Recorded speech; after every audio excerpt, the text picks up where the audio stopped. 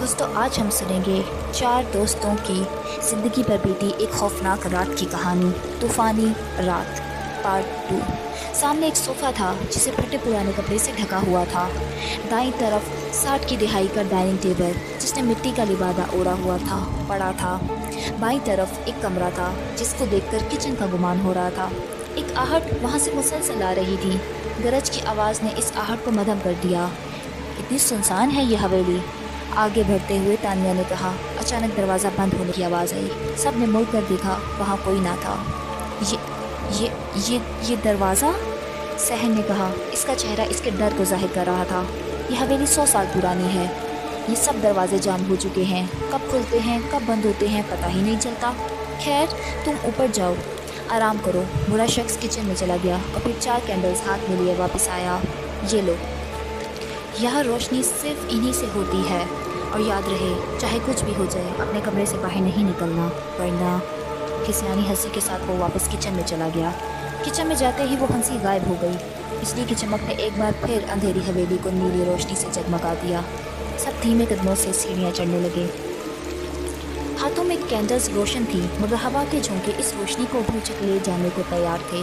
اوپر والی منزل پر 4 دروازے تھے، سب ایک ایک کمرے میں چلے گئے۔ تانیہ دروازہ کھول کر کمرے میں داخل ہوئی۔ کینڈل کی روشنی نے اندھیر کمرے کو نیم روشن کیا۔ صرف ایک ٹوٹا ہوا بیڈ تھا جس کو سیاہ کپڑے سے ڈھکا ہوا تھا۔ ایک ٹوٹی ہوئی الماری تھی، دیوار پر جانوروں کے ہاکے بنے ہوئے تھے۔ بجلی کی چمک ان ہاکوں میں جان ڈال دیتی۔ وہ سہمتے ہوئے بیڈ پر جا بیٹھی۔ اس کا جسم بھیگا ہوا تھا۔ اس کی نظریں الماری پر پڑی۔ اس نے کینڈل کو بیڈ پر رکھا اور الماری کی طرف مڑی۔ برسات نے اس الماری کو جام کر دیا۔ وہ اسے کھولنے کی کوشش کر رہی تھی۔ ایک زوردار جھٹکے سے دروازہ کھلا۔ آہ! الماری کھلتے ہی اس پر ایک مکڑا آ گرا۔ اس کو دیکھتے ہی اس کی چیخ نکل گئی۔ اس کا سانس پھول گیا۔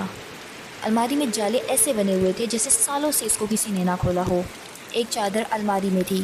اس نے اسے اٹھایا اور اوڑھ کر بیڈ پر جا لیٹی۔ ایک کپ کپی سی اس پر تاری تھی۔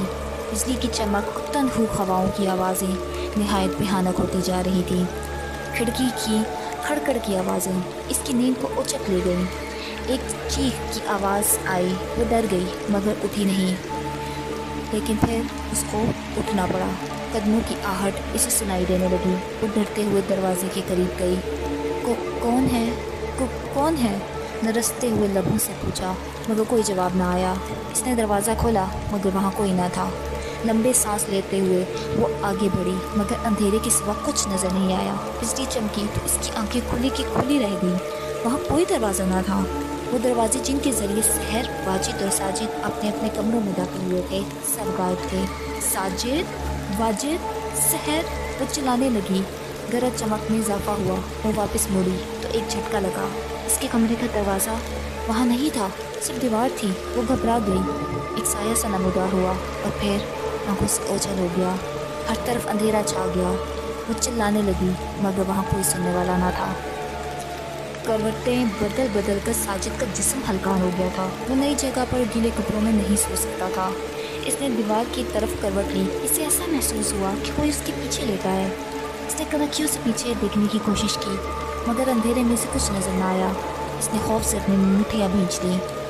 بجلی کی چمک نے دیوار پر ایک سایہ بنایا۔ وہ چونک کر اٹھ بیٹھا۔ پیچھے مڑ کر دیکھا، وہاں کوئی نہ تھا۔ خوف اس کے چہرے سے ظاہر ہو رہا تھا۔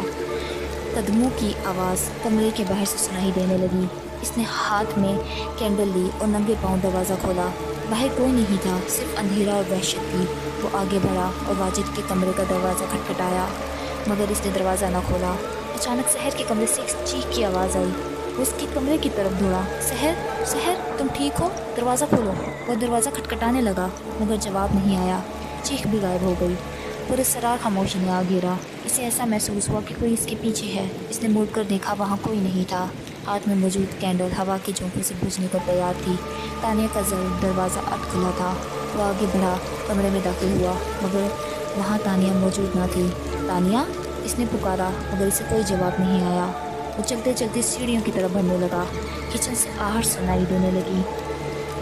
تانیہ، یہ تم ہو؟ اس نے نیچے جھکتے ہوئے پوچھا مگر کوئی جواب نہ آیا۔ آہٹ مزید واضح ہو گئی۔ وہ لرزیدہ قدموں کے ساتھ سیڑھیاں اترنے لگا۔ وہ ننگے پاؤں تھا مگر جب بھی وہ نیچے स्टेप पर कदम रखता एक आहट सुनाई देती। ऐसा महसूस हो रहा था जैसे कोई इसके साथ साथ नीचे उतर रहा हो। वो कदमों की आवाज़ थी। इसने अपने आगे पीछे देखा मगर वहाँ कोई नज़र नहीं आया। एक तनख्वाह हवा का झोंका आया और कैंडल बुझ गई। अंधेरे ने आ घेरा। हवेली के मेन दरवाजे पर दस्तक होने लगी मगर जब वो इसके पास गया तो वो दस्तक की आवाज़ गुल हो गई। इसके हाथ कांपने लगे। वो पलटा तो एक साया किचन में जाता हुआ दिखाई दिया। वो धीमे कदमों के साथ घूमने लगा। वो बरसात के मौसम में भी पसीने से शराबूर था। ये पसीना खौफ का था, वहशत का था। वो किचन के दरवाजे के करीब था। इससे पहले कि वो आगे बढ़ता इसके शानों पर किसी ने हाथ रखा। एक चीख की आवाज़ गूंजी। इसका सांस फूल गया। आहिस्ता से पलटा, वहाँ तानिया थी। वो खुद भी खौफ के पसीने में डूबी हुई थी। तो तुम? इसकी आवाज़ हल्काने लगी थी। सांस को बहाल करने की कोशिश की।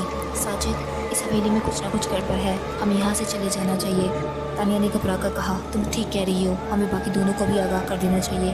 तेज़ मुकदमों के साथ वो वापस उतर गए। उफ, कितनी गर्मी है। वाजिद ने अपनी शर्ट उतार कर ज़मीन पर फेंक दी और दोबारा बेड पर लेट गया। चंद सेकंड बाद वही शर्ट किसी ने ज़मीन से इसके मुंह पर उछाल दी। वो चौंक गया, इधर उधर देखा। खिड़की खुली थी। लगता है हवा कुछ ज़्यादा ही तेज़ चल रही है।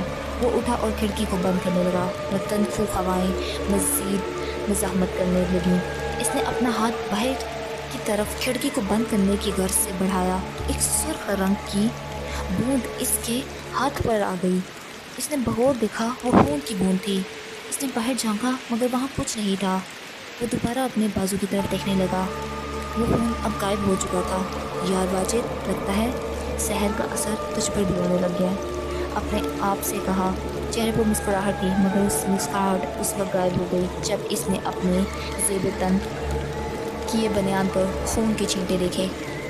इसने इन्हें भी मामूली जाना और खिड़की बंद करने लगा। वो वापस जाकर लेट गया। जैसे ही वो लेटा, एक तेज़ धार खंजर का साया इसको दीवार पर नज़र आया। तानिया और साजिद अपार्टमेंट्स की तरफ बढ़ रहे थे। सहरान की तरफ दौड़ते हुए आई। सहर इनकी तरफ दौड़ते हुए आई। इसका सांस फूला हुआ था। क्या हुआ सहर, तुम्हारी ये हालत क्या हुआ? तानिया ने इसको हौसला देते हुए कहा। वहाँ वहाँ वो अपने कमरे की तरफ इशारा करने लगी। क्या हुआ तुम्हारे कमरे में, बताओ? साजिद ने पूछा। उधर कोई है, बार बार एक आहट सुनाई दे रही है, इसने हकलाते हुए कहा। तीनों मज़ीद सहम गए। अब बस, अब यहाँ मज़ीद रुकना खतरे से खाली नहीं है। जल्दी से वाजिद को अपने साथ लेते हैं और निकलते हैं। साजिद की बात पर दोनों ने उस बात पर सर हिलाया।